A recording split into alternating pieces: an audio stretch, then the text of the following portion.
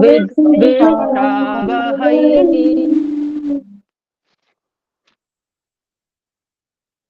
ॐ शान्ति शान्ति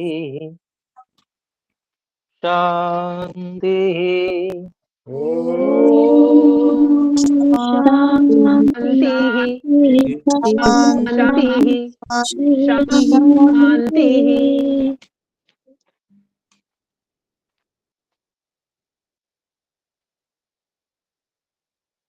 ओम। आज के दिन हम सत्यार्थ प्रकाश इस पुस्तक का स्वाध्याय करते हैं।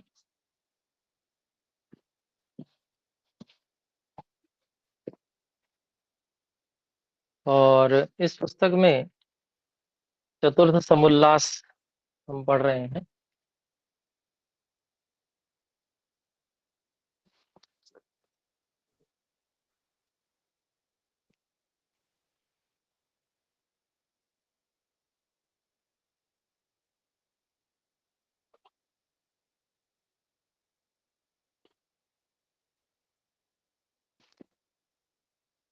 चतुर्थ समुल्लास में जो संतान उत्पन्न करने संबंधी जो प्रकरण है उसको हमने पीछे पढ़ा था।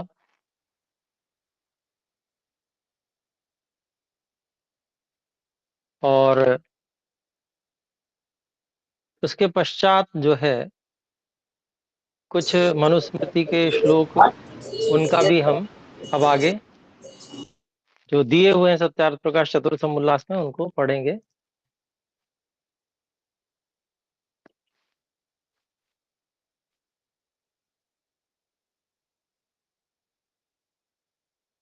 तो यहाँ पर हम ऋतुकाल भी गामी स्यात्, ये जो श्लोक का एक भाग दे रखा है,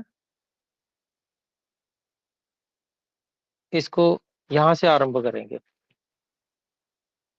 तो ऋतुकालाभिगामी स्यात् स्वदार निरतः सदा, ये 45वां श्लोक है। और एक 50वें श्लोक का भी भाग दिया है। ब्रह्मचार्येव भवति यत्र तत्राश्रमे वसन्।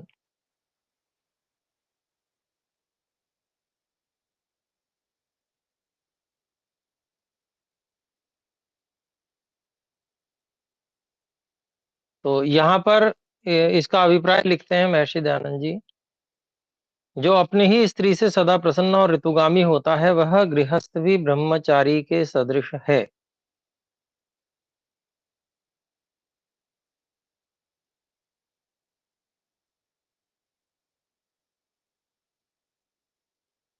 तो इसमें सारा वर्णन किया किस प्रकार से संतान के लिए प्रयास करना है।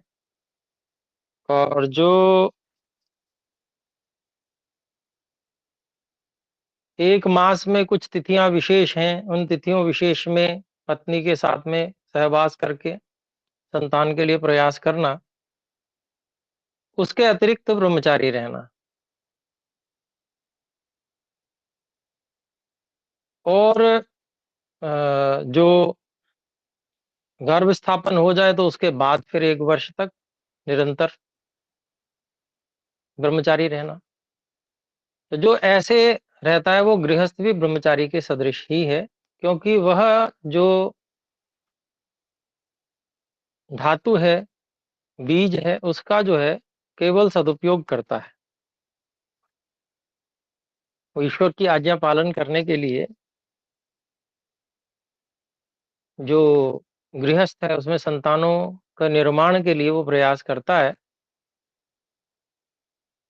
तो वो ब्रह्मचारी के सदृश ही है वो।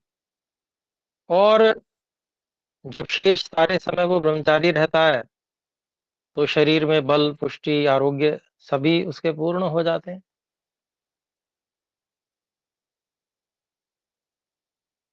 फिर आगे देखते हैं, श्लोक एक और है। ये भी मनुस्मृति के 3 श्लोक दिए गए हैं। संतुष्टो भार्यया भर्ता भर्त्रा भार्यया तथैव च भर्त्रा भार्या तथैव च यस्मिन्नेव कुले नित्यं कल्याणं तत्र वै ध्रुवम्।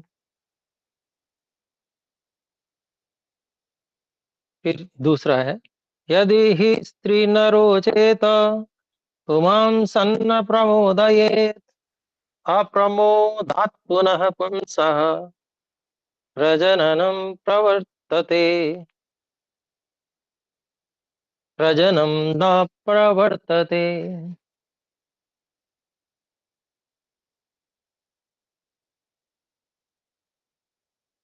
तीसरा श्लोक है, स्त्रियां तु रोचमानायां सर्वं तद्रोचते कुलम् तस्यां त्वरोचमानायां सर्वमेव न रोचते। तो इन तीनों श्लोकों का यहाँ पर अर्थ कर रहे हैं स्वामी जी। जिस कुल में भार्या से भर्ता, और भर्ता यहाँ मतलब पति, भार्या पत्नी, पत्नी से पति और पति से पत्नी अच्छे प्रकार प्रसन्न रहती है, उसी कुल में सब सौभाग्य और ऐश्वर्य निवास करते हैं। फिर आगे कहते हैं, जहां कलह होता है वहां दौर्भाग्य और दारिद्र्य स्थिर होता है।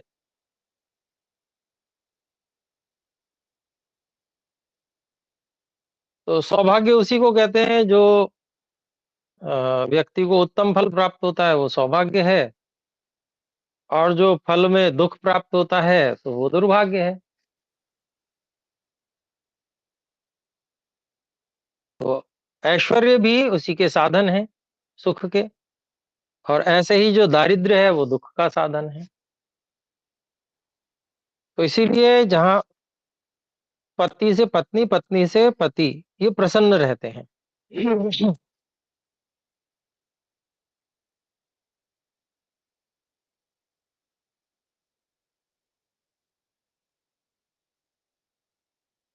तो यहाँ पर कुछ बात समझने योग्य है, वो ये कि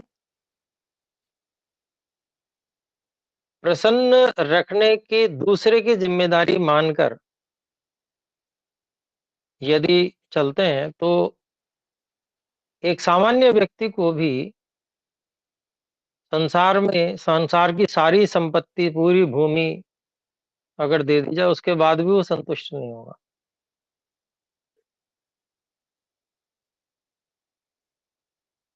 परंतु यदि व्यक्ति ने अपने मन में संकल्प किया है कि मुझे संतुष्ट रहना है, तभी वो संतुष्ट रह सकता है। तो ये बात अच्छी प्रकार से समझनी चाहिए और समझानी चाहिए कि साधनाद अधिकस, यही संतोष, अर्थात जो कुछ प्राप्त है उसको उत्तमता से उपयोग कर ले और उससे प्रसन्न रहें। जो कुछ प्राप्त नहीं है, अन्यों को देखा देखी, उससे यदि दुखी होता है तो जितना प्राप्त है उससे भी कुछ भी वो सुख नहीं उठा सकता। ये तय बात है। तो वो दुखी ही रहेगा, असंतुष्ट ही रहेगा, अप्रसन्न ही रहेगा। जहां लोग अप्रसन्न रहेंगे, असंतुष्ट रहेंगे, वहां पर सुख कैसे हो सकता है? वहां तो दुखी दुख होगा। तो ये जो स्वीकार करना, जो कुछ प्राप्त है वो क्या है? वो भाग्य है हमारा। कैसे भाग्य है? क्योंकि जो संयोग हमें मिले, उन संयोग में से हमने या हमारे माता पिता ने हमारे लिए उसका चुनाव किया। वो परिस्थितियां, वो माता पिता, अगर माता पिता ने हमले हमारे लिए चुनाव किया तो माता पिता भी कैसे मिले? भाग्य से मिले। पूर्व जन्म के कर्मों का परिणाम है, कर्मों का फल है पूर्व जन्म के। तो जो भी कुछ संयोग से प्राप्त हो रहा है उससे संतुष्ट रहना, इसी में भलाई है, इसी में सुख है। तो आजकल जो समस्याएं उत्पन्न हो रही हैं वो असंतोष के कारण ही उत्पन्न हो रही हैं, देख रहे हैं जितने भी।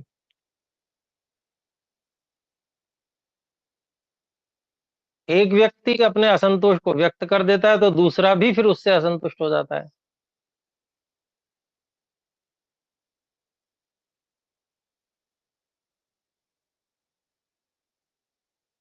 तो ये असंतोष परस्पर एक दूसरे से असंतुष्ट रहने की एक परंपरा को चला देता है और फिर वो लोग दुखी रहते हैं या अलग हो जाते हैं। आजकल देखने में आ रहा है। तो पहले ऐसा नहीं होता था। पहले एक बार पुरुष स्त्री में विवाह हो गया तो उसके बाद में वो लोग उसको जैसा था उसको वैसा मान के उसको निर्वाह कर लेते थे। भले ही वो आध्यात्मिक रूप से न भी बहुत ऊंचे स्तर के हों तो भी वो निर्वाह तो कर ही लेते थे कम से कम, भले ही दुखी रहते हो करते हो।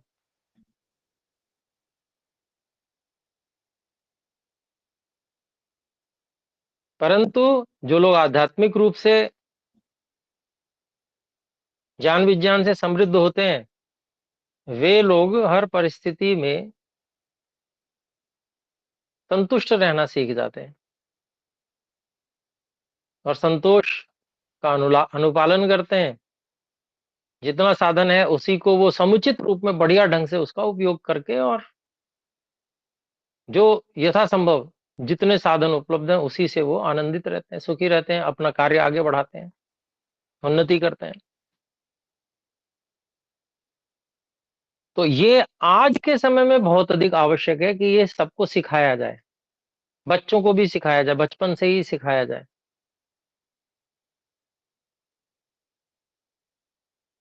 धर्म अधर्म, भाग्य, ईश्वर, आस्तिकता, कर्मफल, ये सब विषय जो हैं आज बहुत आवश्यकता है समाज में इसकी। अगर ये विषय समझ में आ जाते हैं तो व्यक्ति फिर ईश्वर पर विश्वास रख के और जो वर्तमान में मिला है उसको उससे संतुष्ट रहेगा कि भाई ये मेरे कर्मफल पूर्व जन्म के कर्मफल के रूप में है और अगर मुझे बहुत अच्छा चाहिए तो और उत्तम उत्तम कर्म करने चाहिए तो मुझे कुछ इस जीवन में भी और अच्छा मिल जाएगा और अगला जीवन तो बहुत अच्छा मिलेगा ही मिलेगा। तो ये बात समझ में जिसको आ जाती है फिर वो उत्तम कर्मों अच्छे से अच्छे कर्मों को करने लग पड़ता है।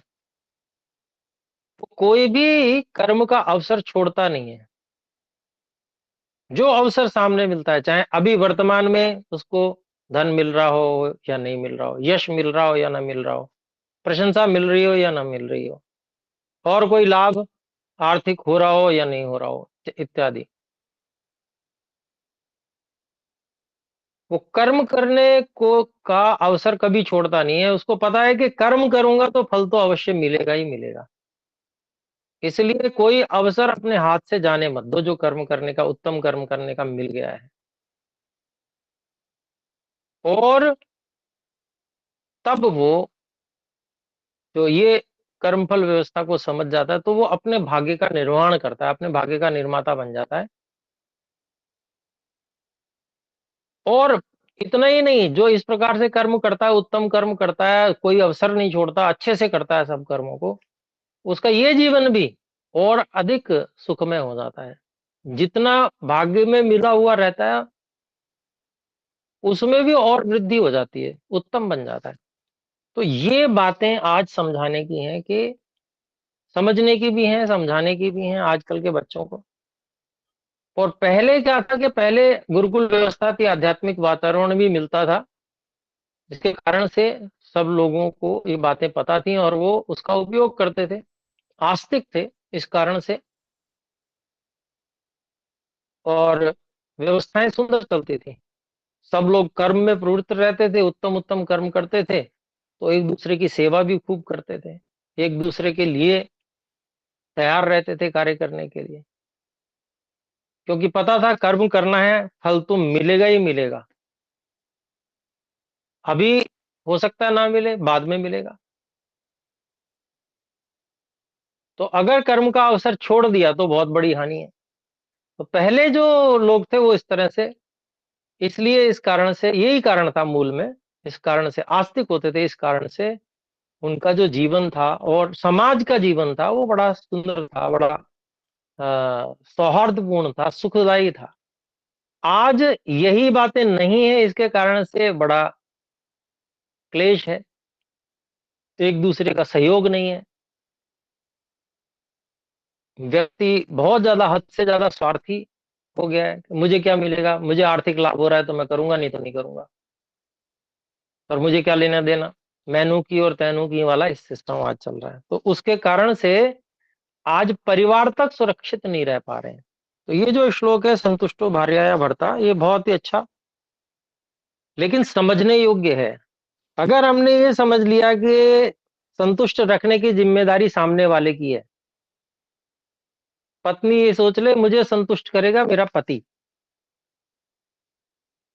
और पति सोच ले मुझे संतुष्ट रखेगी मेरी पत्नी, तो ये तो कभी हो ही नहीं सकता है कि कोई व्यक्ति समर्थ हो जाए किसी को संतुष्ट रखने में।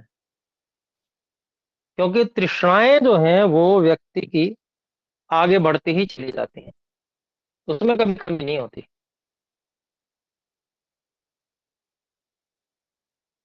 तो ये जो एक, कि भाई संतुष्ट रहने की, प्रसन्न रहने की जिम्मेदारी मेरी है, हर एक व्यक्ति, पति अपने लिए सोचे, पत्नी अपने लिए सोचे कि ये जिम्मेदारी मेरी है, तभी हम लोग सभी सुख से रह पाएंगे, आनंद से रह पाएंगे, तब ये सुख होगा। जो यहाँ पर कहा गया है कि जिस कुल में भार्या से भर्ता अर्थात पत्नी से पति और पति से पत्नी अच्छे प्रकार प्रसन्न रहते हैं। कैसे रहती हैं ये नहीं बताया है, पर वो समझना पड़ेगा, नहीं समझेंगे तो बात गड़बड़ है, उल्टा समझेंगे तो और भी ज्यादा गड़बड़ है। तो अच्छे प्रकार से जहां प्रसन्न रहती हैं उसी कुल में सौभाग्य, उसी कुल में सब सौभाग्य और ऐश्वर्य निवास करते हैं। फिर आगे कहते हैं जहां कलह होता है वहां दौर्भाग्य और दरिद्र, दारिद्र्य स्थिर होता है। कलह तभी होगा जब संतुष्ट नहीं रहेंगे, तो वहीं पर दौर्भाग्य आ जाएगा, दुख आ जाएगा, दारिद्र्य आ जाएगा। फिर आगे कहते हैं जो स्त्री पति से प्रीति और पति को प्रसन्न नहीं करती, तो पति के अप्रसन्न होने से काम उत्पन्न नहीं होता। तो यहां पर जो एक बात मैंने कही कि भाई जिम्मेदारी अपनी है प्रसन्न रहने की, लेकिन इसका मतलब ये नहीं है कि जिम्मेदारियों का को न निभाया जाए। इसका अभिप्राय ये भी नहीं है कि उत्तम व्यवहार ना किया जाए, उत्तम व्यवहार तो करना ही है। हम प्रसन्न रहेंगे, हमारी जिम्मेदारी है प्रसन्न रहने की, तो हम अपने आप उत्तम व्यवहार भी करेंगे, तो वो करना ही है। पत्नी पति से, पति पत्नी से आपस में उत्तम व्यवहार करेंगे, जो कुछ उत्तरदायित्व है उनका निर्वहन करेंगे, अच्छे से करेंगे उनको, तो अपने आप ही दूसरा प्रसन्न होगा। तो यहां पर वही बात है कि जो स्त्री पति से प्रीति और पति को प्रसन्न नहीं करती, तो अर्थात उसकी आवश्यकताओं को पूरा करना है और प्रेम भी करना है, तब काम उत्पन्न, अप्रसन्न होने से काम उत्पन्न नहीं होता। जिस स्त्री की प्रसन्नता में सब कुछ प्रसन्न होता है, उसकी प्रसन्न अप्रसन्नता में सब अप्रसन्न अर्थात दुखदायक हो जाता है। तो काम उत्पन्न नहीं होता, उससे अभिप्राय ये यही है कि संतान फिर नहीं होगी, होगी तो बढ़िया नहीं होगी। जब परस्पर प्रीति नहीं होगी तो संतान या तो होगी नहीं, या होगी तो उत्तम संतान नहीं होगी। तो यहां पर जो है कि पुरुष को ये सोचना चाहिए कि भाई घर में स्त्रियां जो हैं वो, पत्नी हो या माता बहन हो, सब प्रसन्न रहनी चाहिए। तो उनके प्रसन्न रहने से सर्वत्र प्रसन्नता होती है, अगर वो अप्रसन्न होती हैं तो सब कुछ दुखदायक हो जाता है।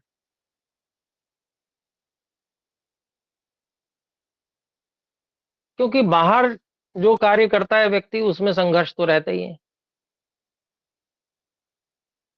फिर उन संघर्षों से आकर फिर घर में भी उसे संघर्ष का ही वातावरण मिल जाए, दुख ही मिले, अप्रसन्न चेहरे ही दिखे, तनाव ही मिले, तो वो तो नर्क हो जाएगा बिल्कुल। इसलिए घर में सबको प्रसन्न रखना, अपने उत्तरदायित्वों की पूर्ति के द्वारा, सबको प्रेम देकर, सबसे यथायोग्य उत्तम वचन, मधुर वचन बोलकर, ये जो है कार्य बहुत आवश्यक है, जिससे कि घर में जो पत्नी आदि हैं सभी प्रसन्न रहें। तो उससे जो है सर्वत्र सुख होगा। तो ये गृह आश्रम के लिए ये सारी बातें यहाँ पर बताई गई हैं। और भी आगे देखते हैं, कुछ श्लोक और भी, 4 श्लोक और मनुस्मृति के बताए गए हैं। पितृभिर्भ्रातृभिश्चैताः पतिभिर्देवरैस्तथा पूज्या भूषयितव्याश्च बहुकल्याणमीप्सिभिः बहुकल्याणमीप्सुभिः। यत्र नार्यस्तु पूज्यन्ते रमन्ते तत्र देवताः, यत्रैतास्तु न पूज्यन्ते सर्वास्तत्राफलाः क्रियाः। शोचन्ति जामयो यत्र विनश्यत्याशु तत्कुलम्, न शोचन्ति तु यत्रैता वर्धते तद्धि सर्वदा। तस्मादेताः सदा पूज्या भूषणाच्छादनाशनैः, धूतिकामैर्नरैर्नित्यं सत्कार्येषु उत्सवेषु च। तो यहाँ पर जो है बहुत सुंदर श्लोकों के द्वारा सारा विधान बताया गया है।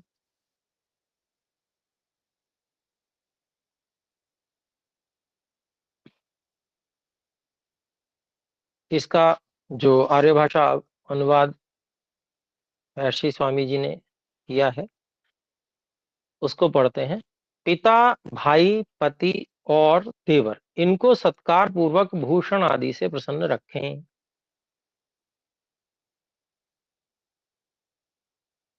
जिनको बहुत कल्याण की इच्छा है वो ऐसा करें। अर्थात जो भी आवश्यकताएं हैं उनको पूर्ति करने के लिए जो धन का अर्जन करें, और उस धन के अर्जन से सबको प्रसन्न रखें। उनके जो भी कुछ आवश्यकताएं हैं, भूषण आदि, पिता, भाई, पति, देवर,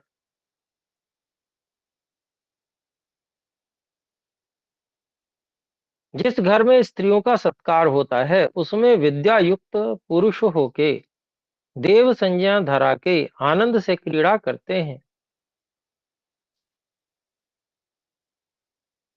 रमनते तत्र देवता का क्या अर्थ किया देखिए स्वामी जी ने।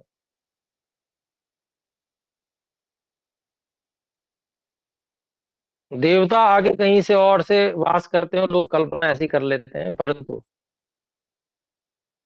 यहाँ पर देखिए क्या कहा है। जिस घर में स्त्रियों का सत्कार होता है उसमें पुरुष विद्या युक्त होके, सत्कार होगा जिस घर में, वहां पर विद्या के अवसर होंगे। और जब विद्या के अवसर होंगे, विद्या पठन पाठन, शांति होगी ना,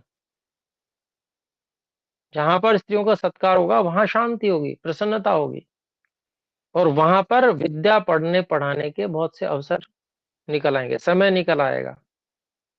सत्कार कर सकते हैं अतिथियों का, क्योंकि स्त्रियां अगर प्रसन्न है तो वो सत्कार करने में कमी कोई नहीं छोड़ेंगी। अतिथि आए तो उनका सत्कार भी बढ़िया से होगा, तो उनसे विद्या प्राप्त की जा सकती है। तो उसमें विद्या युक्त होके, पुरुष विद्या युक्त होके देव संज्ञा धरा के आनंद से क्रीड़ा करते हैं। तो वही जो घर का पुरुष है ना, वो देव बन जाता है विद्या युक्त होके। ये अर्थ किया है स्वामी जी ने। और जिस घर में स्त्रियों का सत्कार नहीं होता वहां सब क्रिया निष्फल हो जाती है। उसका कारण यही है कि वहां पर विद्या के अवसर समाप्त हो जाएंगे। विद्या साथ में नहीं होगी तो सही निर्णय नहीं कर सकता व्यक्ति। गलत निर्णय करेगा तो उसी निर्णयों पे तो सब सारी व्यवस्था निर्भर है। धन आदि जो अर्जन है वो सब व्यक्ति के निर्णयों पे ही तो निर्भर करता है। सही निर्णय लेता है तो धन अर्जन बढ़िया होता है, ऐश्वर्य वैभव मिलता है। गलत निर्णय लेता है तो सब चला जाता है। तो इसीलिए सब क्रिया निष्फल हो जाती हैं, ये बात कही। फिर आगे कहते हैं, जिस घरवा कुल में स्त्री लोग शोकातुर होकर दुख पाती हैं वह कुल शीघ्र नष्ट भ्रष्ट हो जाता है। और जिस घरवा कुल में स्त्री लोग आनंद से उत्साह और प्रसन्नता से भरी हुई रहती हैं वह कुल सर्वदा बढ़ता रहता है। ये पुरुष लोगों को समझाने के लिए ये बात बहुत आवश्यक है। अनेक पुरुष लोग जो हैं अभी तो फिर भी कुछ ठीक हो गए हैं। पुरुष लोग पहले के समय में, बीच के काल में, बहुत पहले भी बहुत अच्छे वैदिक काल में पुरुष होते थे, स्त्रियों का खूब सम्मान होता था। परंतु मध्य काल में जो है वो स्त्रियों को अध्ययन नहीं करने देना, फिर उनका अपमान करना घर में, उनको पैरों की जूती समझना इत्यादि, इस तरह की गलत गलत कहावत प्रसिद्ध हो गई थी। उसके कारण से जो है बहुत विनाश हुआ और समाज भी बड़ा दुखी रहा, क्लेशित रहा। लोग सुख सुख में नहीं जी पाए कभी भी। जो लोग इस प्रकार के थे वो सुखी हुए हों ऐसा नहीं है। उस समय सारे समाज में अगर ये प्रवाह था तो सारे समाज में क्लेश था, भयंकर क्लेश था, पराधीनता थी, बहुत बुरी स्थितियां थी। और वैदिक काल में जब इन सब मनु जी की बातों का उत्तम पालन होता था तो सर्वत्र ऐश्वर्य था, विज्ञान आदि की खूब उन्नति थी।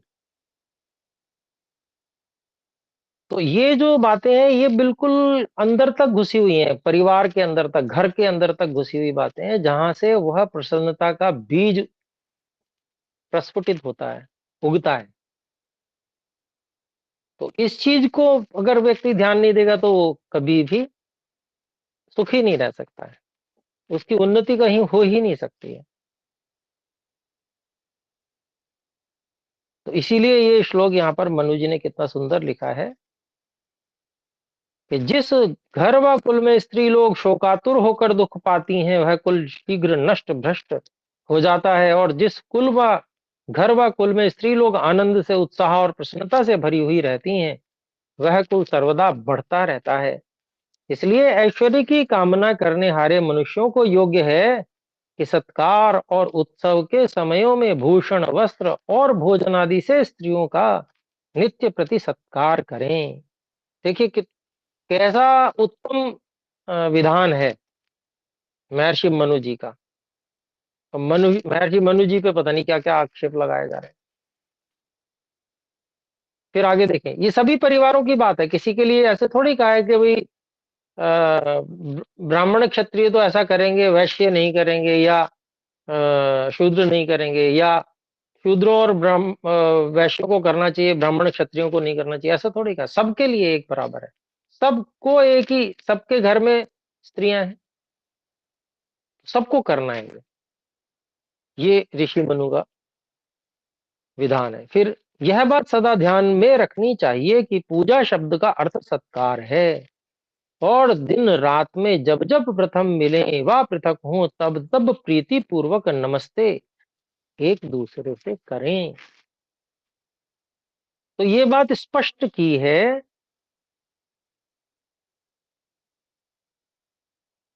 पूजा शब्द जो है ना, यत्र नार्यस्तु पूज्यन्ते, पूज्यन्ते का अभिप्राय, पूजा का मतलब लोग ऐसा लगा लेते हैं ना कि थाली में आरती का सामान लेके और आरती उतार लो, बस हो गया, बाकी कैसा ही व्यवहार करते रहो, हो गया, हो गई पूजा।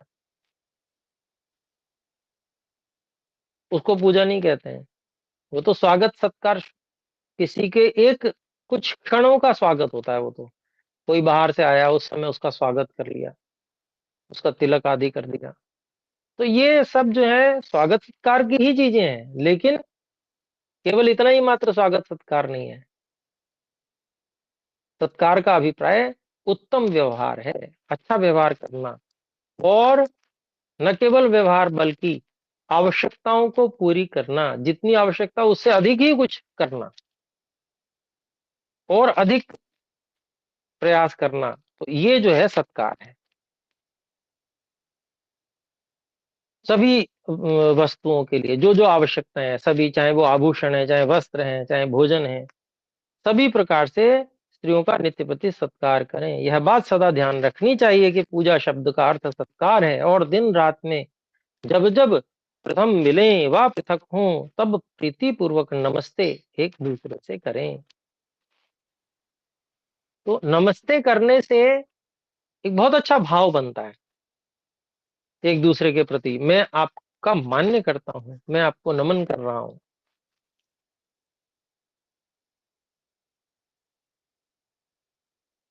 आप मेरे लिए माननीय हैं, मेरे लिए आपकी मान्यता है, इस बात को स्वीकार करना। तो उससे क्या है, सम्मान मिलता है।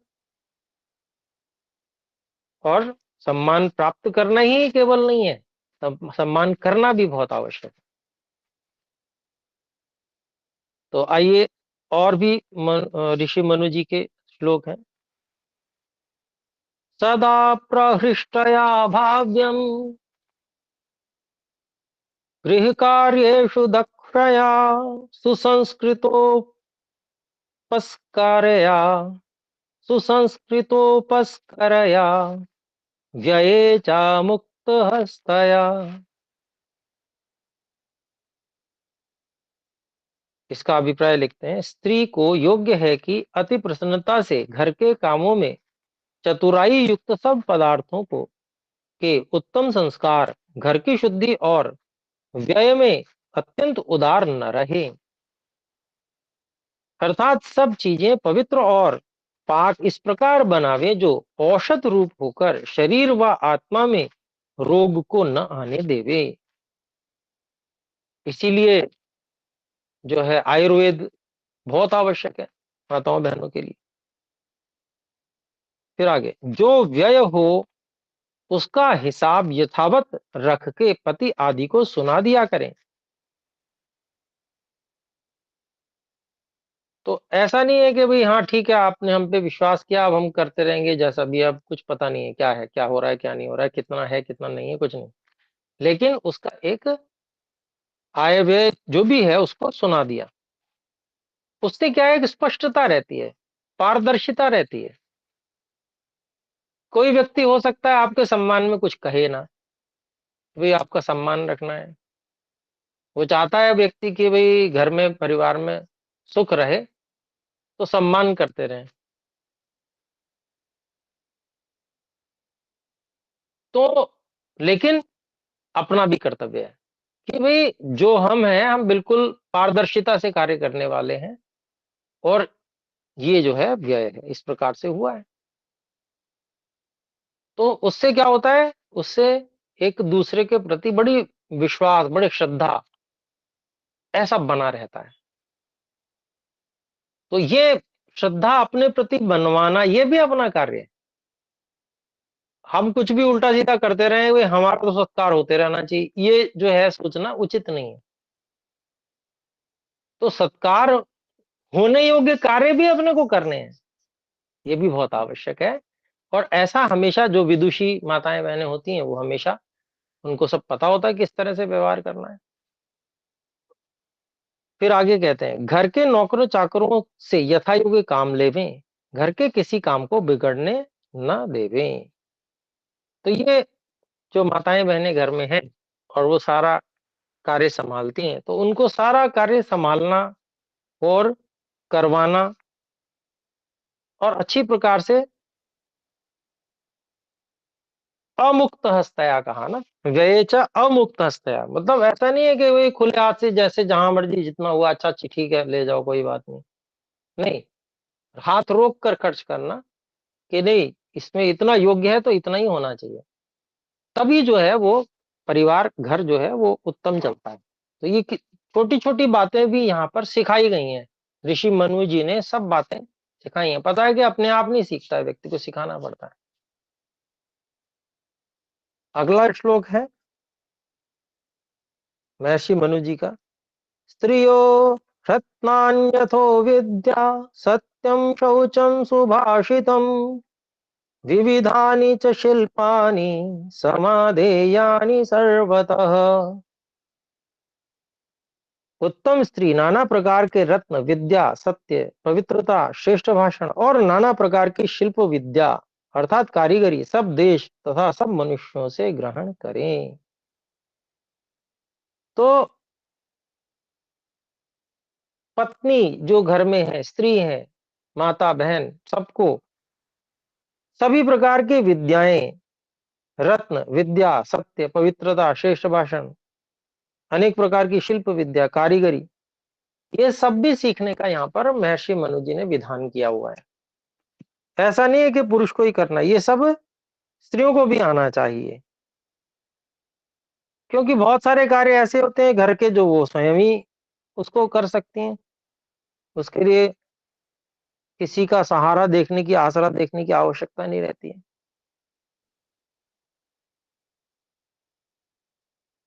और जब जानकारी होती है किसी भी विषय में, तो अगर दूसरे से भी करवाते हैं तो वहां पर कोई मूर्ख नहीं बना सकता। और जानकारी नहीं है तो दूसरा व्यक्ति मूर्ख भी बना सकता है, अर्थात अन्याय आचरण कर सकता है, अनुचित वो मूल्य आदि ले सकता है। जब जानकारी होगी तो अनुचित मूल्य नहीं ले पाएगा, तो रोक दिया जाएगा तुरंत। तो इसलिए ये सब जरूरी है। सभी विद्याओं का ग्रहण करना सभी स्त्रियों के लिए बहुत जरूरी बताया, इसीलिए गुरुकुल में सभी विद्याएं उनको सिखाई भी जाती थी। आगे देखिए, दो श्लोक हैं। सत्यम ब्रूयात प्रियम ब्रूयात, न ब्रूयात सत्यम अप्रियम, प्रियं च नानृतं ब्रूयादेष धर्मः सनातन, भद्रं भद्रमिति ब्रूयात्, भद्रमित्येव वावदेत्, शुष्कवैरं विवादं च न कुर्यात् केनचित् सह।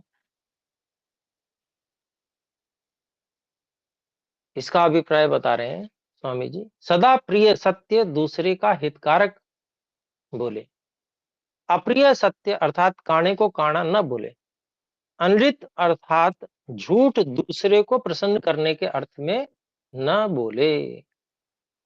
तो कैसा व्यवहार करना है, कैसे बोलना है, ये भी यहाँ पर सिखाया गया है, बताया गया है कि भाई सत्य बोलना है लेकिन उसको मधुर बना के बोलना है। परमात्मा ने मस्तिष्क दिया है, इसका उपयोग करें।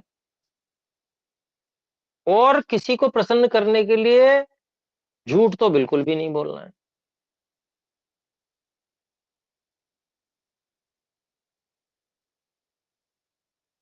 तो प्रसन्न करने के लिए सत्य तो बोला जा सकता है, सभी में कुछ ना कुछ गुण होते हैं, तो उन गुणों को हम बोल दें। आप में तो इतने अच्छे अच्छे गुण हैं, जो गुण है उनको सत्य रूप में बोलकर दूसरे को प्रसन्न किया जा सकता है, झूठ क्यों बोलना है।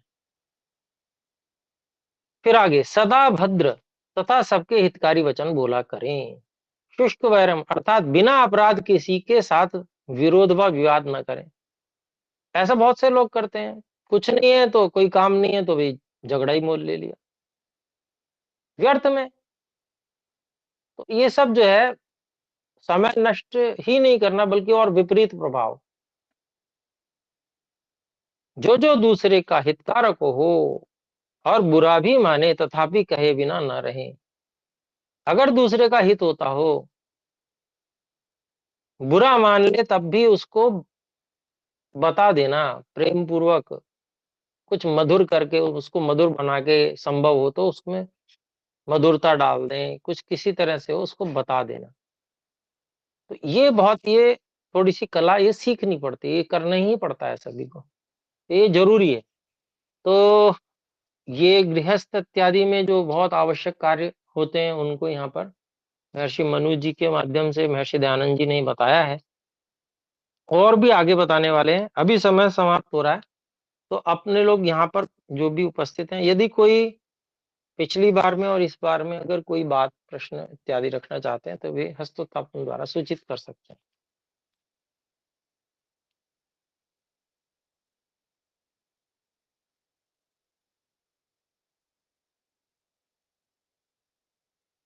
बहुत सुंदर। जी, आर्य धर्मेंद्र जी, कृपया बोलें। नमस्ते जी। आचार्य जी, नमस्ते जी। आपने सभी मनोज जी के मंत्रों का अच्छे से अर्थ बताया, उसके लिए धन्यवाद। यहाँ पर पूजा सत्कार शब्द का अर्थ आया है, तो सामान्यतः होता क्या है कि जब विवाह हो जाता है तो विचारधाराएं एक जैसी नहीं होती, तो कई बार ऐसा होता है कि कुछ कार्य को हम बल देना चाहते हैं और कुछ कार्य को धर्मपत्नी बल देना चाहती है। अ, और यदि हम उन कार्यों को बल दे रहे हैं जो वेद विहित है, जैसे कि मुख्यतः अगर मोटी भाषा में बोलो तो पंचमहायज्ञ। तो अगर पंचमहायज्ञ में कुछ चीज़ें आती हैं, अतिथि यज्ञ, अ, और अतिथि यज्ञ तो घर पे अतिथि को बुला कर के ही हो सकता है, या इसका कुछ और अल्टरनेटिव हो सकता है, क्योंकि वहाँ पर क्या होता है, टकराव होता है, और आप कितना भी उनकी आवश्यकताओं की पूर्ति करें, उनका सम्मान करें, पर क्या होता है जब आपकी चीज़ें पूरी नहीं होती तो फिर वो आपस में कभी भी स्वाभाविक किसी भी परिवार में टकराव हो सकता है। तो ऐसी परिस्थितियों में किस प्रकार करें जहाँ पर हम जो पक्ष रख रहे हैं वो सही है, परंतु दूसरे व्यक्ति के लिए वो समझना, या कह सकते हैं कि उसकी योग्यता नहीं है। तो ऐसे में कैसे आपस में संभाव बनाए रखा जा सकता है। धन्यवाद। जी, धन्यवाद जी, आर्य जी। बहुत सुंदर प्रश्न उठाया है, और आजकल की ये बहुत बड़ी समस्या है, सर्वत्र है। तो क्योंकि उसका कारण यही है कि योग्यता, गुणकर्म, स्वभाव इत्यादि पूर्व में मिलाकर विवाह नहीं हो पा रहे हैं। और उसका कारण यही है कि गुरुकुल व्यवस्था नहीं है। तो मान लीजिए क्या करते हैं, भाई शरीर शरीर सौष्ठव इत्यादि देखकर विवाह हो जाते हैं। फिर उसमें अगर अधिक से अधिक मिलाते हैं तो भाई अच्छा ठीक है, आप भी इंजीनियर हैं और जो है पत्नी भी इंजीनियर है मान लीजिए, तो ठीक है, बहुत अच्छी बात है, ऐसा विवाह हो जाता है। ज्यादा से ज्यादा इतना होता है कि गुण और कर्म भी मिला लिया। परंतु जो आध्यात्मिक योग्यता है, उस योग्यता का मिलान प्राय करके आजकल हो नहीं पाता है। अधिकांश में कह रहा हूँ, बहुत बिरले लोग हैं ऐसे जहां आध्यात्मिक योग्यता का भी मिलान हो जाता है, तो वो लोग सुखी भी रहते हैं। परंतु आज जो स्थिति है वो स्थिति यही है जैसा कि आपने बताया। ऐसी स्थिति में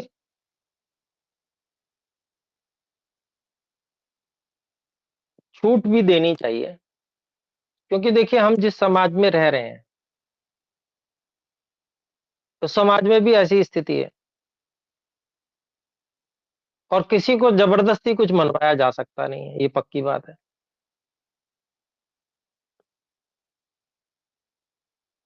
कि भाई आप किसी के पीछे पड़ जाइए तो झगड़ा ही होगा, मनवाया नहीं जा सकता कुछ, ये तो सत्य बात है। अगर योग्यता भी नहीं है समझने की, तो इसलिए फिर क्या है, उनको छूट देनी चाहिए। उनको क्या है, उनकी आध्यात्मिक योग्यता अधिक बढ़ सके उसके लिए उनके जो निर्णय हैं उसमें आपको सहयोग कर देना चाहिए। और उनसे कहना चाहिए, देखिए हमारी आध्यात्मिक विचारधारा में कुछ भेद है, अंतर है। ये नहीं कहना चाहिए कि भाई मैं ज्यादा अच्छा मानता हूँ या आप अच्छा मानते हैं, क्योंकि इससे भी बिगड़ जाएगा। और जी। तो ठीक है भाई, हमारी मान्यताओं में भेद है, तो कोई बात नहीं, आप अ, जो अच्छा मानते हो और उसको खूब अच्छे से करो। अर्थात उसमें जितना आगे से आगे ज्यादा जाके आप अच्छा से अच्छा कर सकते हो वो करो।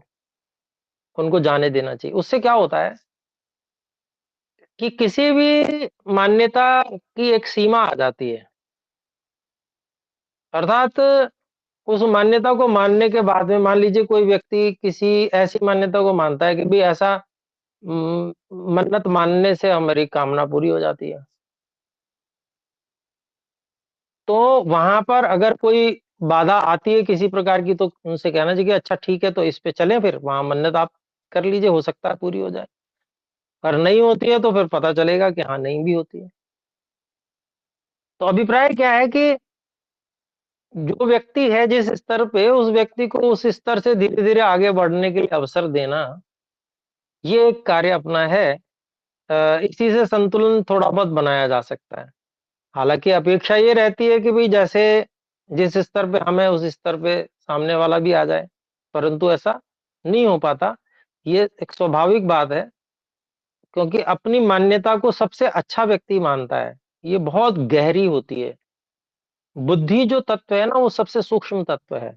जो निर्णय लेने वाला तत्व है, वो बहुत सूक्ष्म तत्व है। और मान्यता से प्रेम ये बहुत गहराई तक होता है व्यक्ति को, चाहे गलत भी क्यों ना हो। तो उस को सोचने पे विवश होने के लिए परिस्थिति का की प्रतीक्षा करना, अथवा अ, किसी ऐसे महापुरुष से मिलने के लिए या प्रवचन इत्यादि में, सत्संग इत्यादि में चलने के लिए मनाना, है ना? उसके लिए कोई इंसेंटिव रख सकते हैं आप, जी, ऐसा कर सकते हैं। जैसे मान लीजिए हमारी बात तो पक्की बात है, जो बिल्कुल निकट रहता है ना, उसके गुण दोष बिल्कुल सामने रहते हैं। हम में गुण भी होंगे तो दोष भी बहुत सारे हैं, ये पक्की बात है। तो सामने वाला व्यक्ति गुण कम देखता है और दोषों को अधिक देखता है। ये सामान्य जो अच्छे आध्यात्मिक स्तर का व्यक्ति नहीं है, उन सबके साथ में ये रहता ही रहता है। व्यक्ति को गुण नहीं दिखते, दोष ही दिखते हैं अधिकांश। तो निकट रहने वाला व्यक्ति हमारे दोष देखकर हमसे प्रभावित नहीं रहता। दोष तो है सभी में, तभी जन्म मिला है, नहीं तो जन्म ही नहीं होता। तो ऐसी स्थिति में फिर अन्यत्र कोई इस प्रकार का जो अ, कोई ऐसा कार्यक्रम होता है, कोई सत्संग होता है, कोई उसमें प्रयास करना चाहिए कि वो हमारे साथ चलें, उसके लिए आप इंसेंटिव निर्धारित कर लीजिए। बाकी जगह कम खर्च करके सत्कार में ऐसा सत्कार कर लें, तो क्या है कि हो सकता है किसी और की बात कभी समझ में आ जावे। दूसरा प्रयास ये भी किया जा सकता है कि उनके आस-पास के जो निकट के लोग हैं, सहेली हैं, जिनकी बात वो हम देखते हैं कि भई इनकी बात बहुत मानते हैं, उनको प्रभावित करने का प्रयास किया जा सकता है। तो उससे भी फिर जिसको कहते हैं ना वाया-वाया करके आ जाती है बात, तो धीरे-धीरे जीवन मोड़ खाने लगता है। तो अभिप्राय क्या है कि ये स्थितियाँ जो समाज में हैं जैसी आपने बताई, उसमें क्या है कि बहुत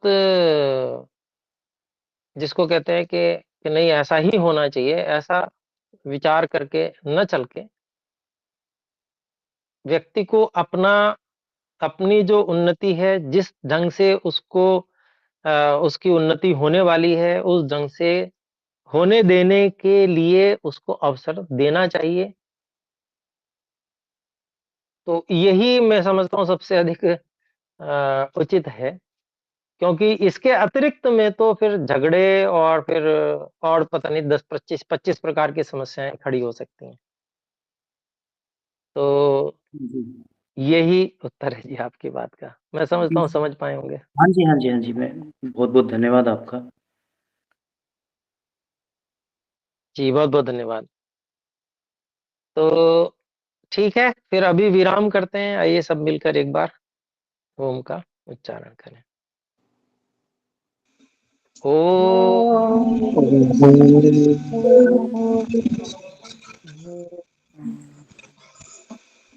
भाई धीरज जी ने हाथ उठाया है। सभी को सादर नमस्ते। जो छोड़ना चाहें, नमस्ते। वे छोड़ सकते हैं। नमस्ते।